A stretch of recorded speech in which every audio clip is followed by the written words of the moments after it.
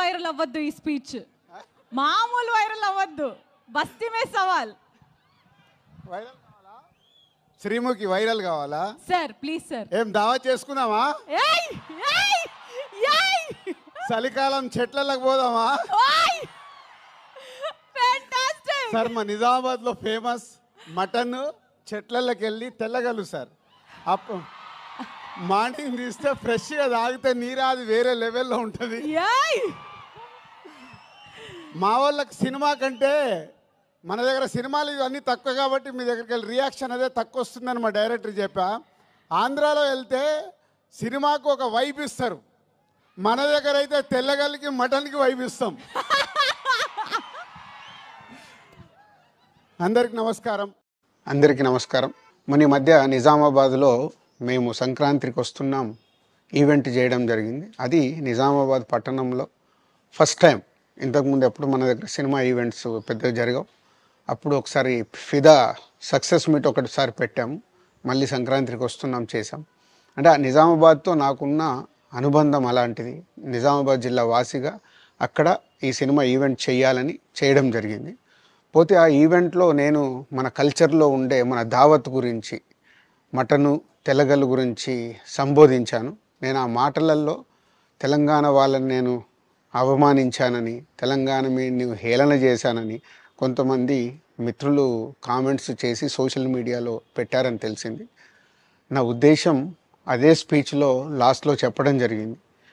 తెలంగాణ మన కల్చరు మన దావత్తు నేను మిస్ అవుతున్నాను. సంక్రాంతికి 2 సినిమాలు రిలీజ్ అయ్యాక మన తెలంగాణ కల్చర్ దావత్ని నాకు చేసుకోవాలని ఉందని. సో మన కల్చర్ని అభిమానిస్తాను నేను. అదే అర్థం చేసుకోకుండా దాన్ని కొందరు సోషల్ మీడియాలో రాద్ధాంతం చేస్తున్నారని తెలిసింది. నిజంగా మీరందరూ ఆ మాట వల్ల ఏదైనా హర్ట్ అయి ఉంటే నన్ను క్షమించండి, ఎందుకంటే నా ఉద్దేశం అది కాదు. ఎందుకు చెప్తున్నానంటే, నేను నిజామాబాద్ జిల్లా బాన్సువాడలో ఫిదా అనే సినిమా షూటింగ్ చేసి ప్రపంచవ్యాప్తంగా ఆ ఫిదా సినిమా ఎంత అప్లాజ్ వచ్చింది, భానుమతి క్యారెక్టర్కి, మన తెలంగాణలో ఉండే కల్చర్కి, ఆ సినిమా ఎంత ఒక ఫ్యామిలీ ఎమోషన్స్కి ఎంత విలువ ఇస్తామనేది చెప్పడం జరిగింది ఆ సినిమాలో. అది ప్రపంచవ్యాప్తంగా ఫిదా సినిమా ఎంత పెద్ద హిట్ అయిందో మీ అందరికీ తెలుసు. అలాగే బలగం అనే సినిమా తీసినప్పుడు తెలంగాణ సమాజం మొత్తం మమ్మల్ని అభినందించింది. తెలంగాణ ప్రజలందరూ ఆ సినిమాను ఆదరించి ఇది మా సినిమా అని గుండెలకు హత్తుకున్నారు. అన్ని రాజకీయ పార్టీలు ఆ సినిమాని అప్రిషియేట్ చేస్తూ మమ్మల్ని ప్రతి ఒక్క స్టేజ్ దగ్గర తీసుకెళ్ళి అభినందించారు, అన్ని రాజకీయ పార్టీలు. సో ఒక తెలంగాణ వాసిగా ఒక తెలంగాణని అభిమానించే నేను తెలంగాణని హేళన చేస్తానని ఎలా అనుకున్నారో నాకు తెలియదు.